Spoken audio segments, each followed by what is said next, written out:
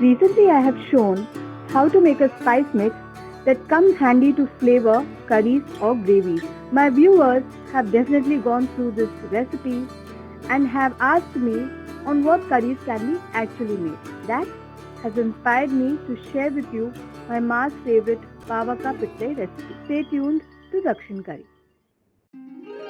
I've recently shown how to make pitle puri on YouTube, so it's time to know how to make a gravy using that powder as a base. Let's start. We have a pan here which I have switched on. What I'm going to do, the first step, I'm going to add oil, and when that gets hot, we are going to add mustard seeds and allow it to crackle.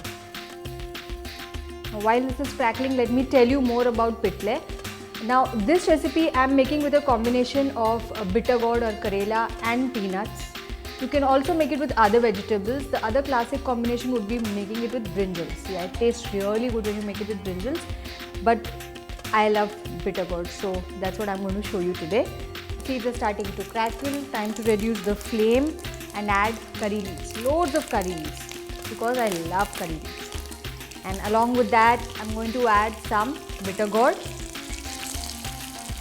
Now added salt to this and then squeezed out the excess water. No, I don't believe in doing all that.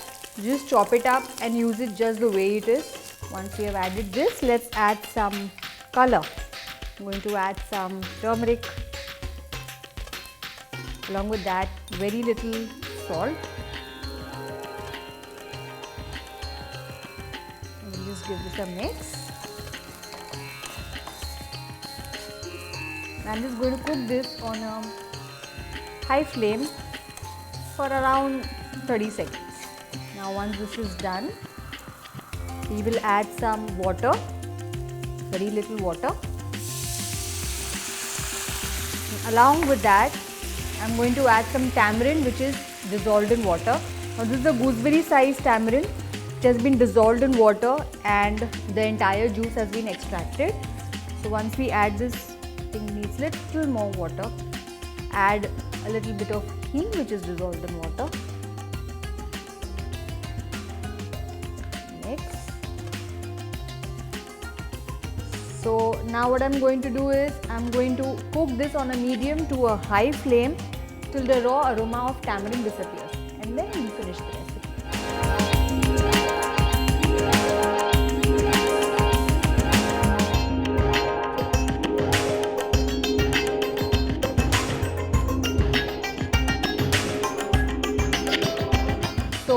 This has been simmering away for good 5 to 7 minutes. The bitter gourd is not completely cooked, you can say al dente. At this stage, I'm going to add peanuts in this. Now these have already been soaked and boiled.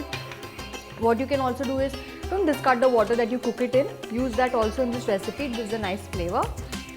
We will add the pitle puri that I have made.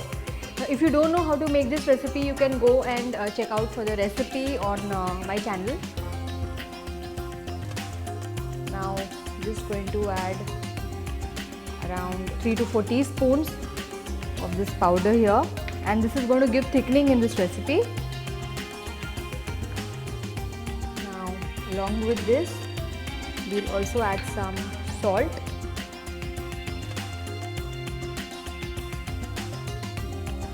And some water. Now what we'll do is, we will simmer this for good 8 to 10 minutes till all the flavors come together.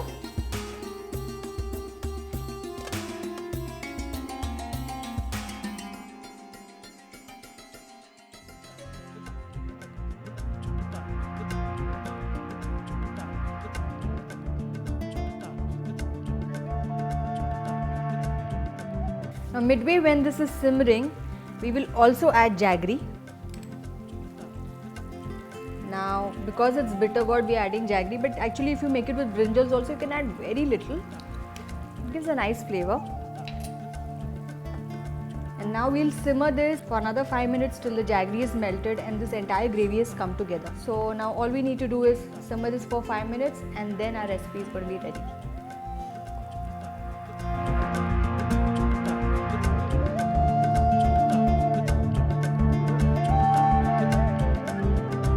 Whenever I make pitla at home, all I need is steamed rice, appalam and this. It's like a full meal because it's got the vegetables, it's got peanuts, pretty heavy dish. And yeah, add a little bit of ghee on top. It really takes the flavor to another level. At least that's what I think so.